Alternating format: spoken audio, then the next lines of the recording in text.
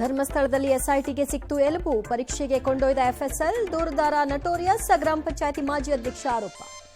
Malegaon blast ಕೇಸ್ನಲ್ಲಿ ಸಾಧ್ವಿ ಪ್ರಜ್ಞಾ ಸಿಂಗ್ ಖುಲಾಸೆ, ಸಾಕ್ಷ್ಯಾಧಾರ ಕೊರತೆ ಅಂತೂ ಕೋರ್ಟ್. ಬಿಜೆಪಿ ಕಾಂಗ್ರೆಸ್ ಹಿಂದೂ ಭಯೋತ್ಪಾದನೆ ಕದನ. ಭಾರತದ್ದು ಸತ್ತ ಆರ್ಥಿಕತೆ, ಟ್ರಂಪ್ ವಿವಾದ, ಕೊನೆಗೂ ಸತ್ಯವನ್ನೇ ಹೇಳಿದ್ದಾರೆ ರಾಹುಲ್ ಗೇಲಿ. ಜಗತ್ತಿನ ಮೂರನೇ ಆರ್ಥಿಕ ಶಕ್ತಿಯತ್ತ ಹೆಜ್ಜೆ, ಪಿಯೂಷ್ ಕೌಂಟರ್.